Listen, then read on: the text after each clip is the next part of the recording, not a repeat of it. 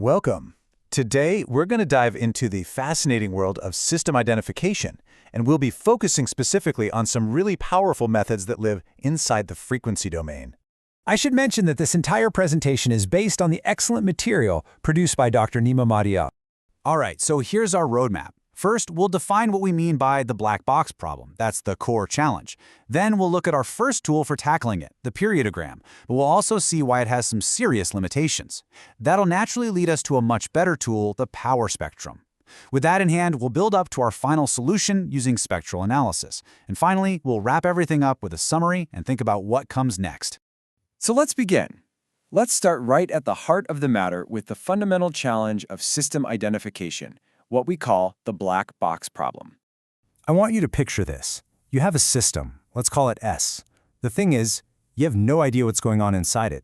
It is, for all intents and purposes, a black box. Our entire goal, our mission, is to figure out a mathematical model for this system. And we only have two pieces of information to work with. The signal we put into it, which we'll call UT, and the signal that comes out of it, YT. That's it. So how do we describe this situation with math? Well, it's governed by the equation you see right here. We have y of t equals g naught of q times u of t plus v of t. Let's break that down, piece by piece. Y of t is our output, the thing we can actually measure. U of t is the input, the signal we get to control and apply. Now v of t, that represents noise or any other disturbances we can't measure that are corrupting our output. And finally, the most important part, g naught of q. This is the system's true but completely unknown transfer function. This is the prize. This is what we're trying to find. Up until now, we've been thinking about these signals as things that change over time. But now, let's shift our perspective completely.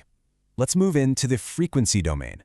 Instead of asking, what's the signal's value at this exact moment, we're going to ask, what are the underlying rhythms or frequencies that make up this signal? And the tool we use for this is the fast Fourier transform, or FFT. It lets us break down a really complex-looking signal into its basic building blocks, simple sine waves.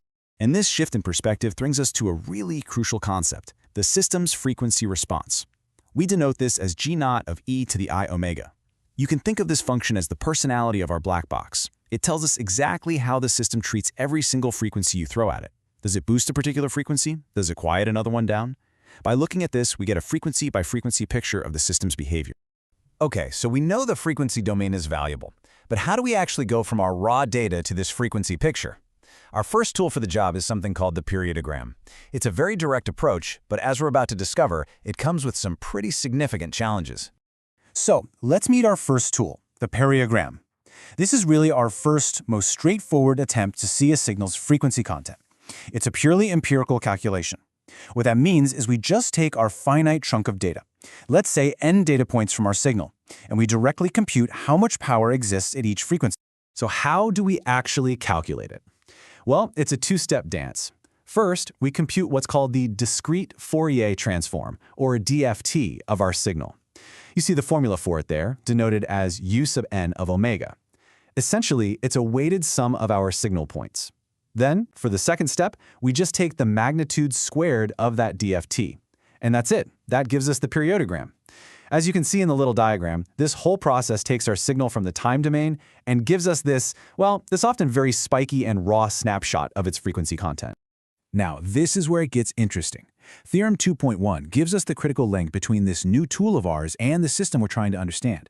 It tells us that, approximately, the DFT of the output, y sub n, is equal to the system's frequency response, g naught, multiplied by the DFT of the input, u sub n.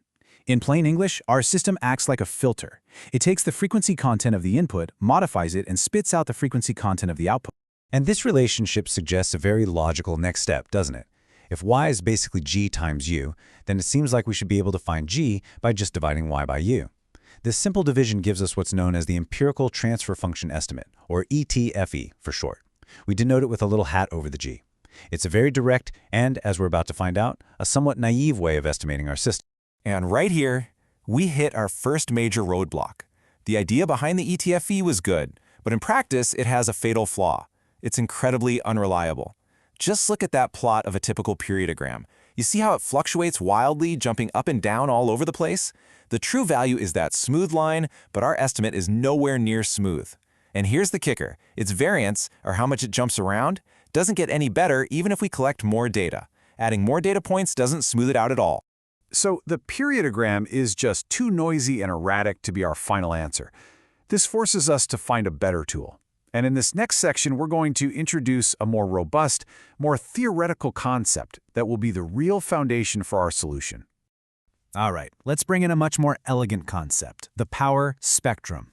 We denote it with the Greek letter phi, so phi of omega. I want you to think of this as the true theoretical frequency content of a signal. It's a perfectly smooth function that shows the underlying power distribution completely free from the random messiness of any one single measurement. And here's the key relationship. That noisy periodogram we just talked about, it's simply a noisy estimate of this true, smooth power spectrum. Now, there's a really important condition for this whole idea of a true power spectrum to even make sense. The signal itself has to be what we call stationary, or at least quasi-stationary. All this means is that its statistical properties, things like its average value and how it varies, don't change over time. You can see the difference clearly in the plots. The signal on the bottom is stationary. It has a consistent statistical rhythm. The one on top is non-stationary. Its character is clearly changing as time goes on. Perfect. Now we have all the pieces of the puzzle. We can start to assemble them into a really powerful solution.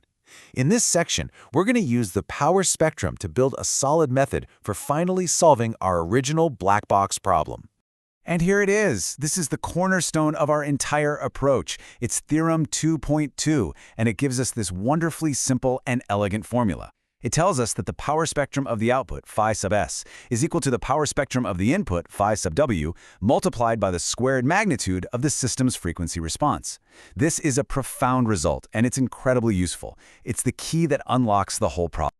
Armed with Theorem 2.2, we can now go back to our full original problem, the one that includes noise. And here's another crucial insight.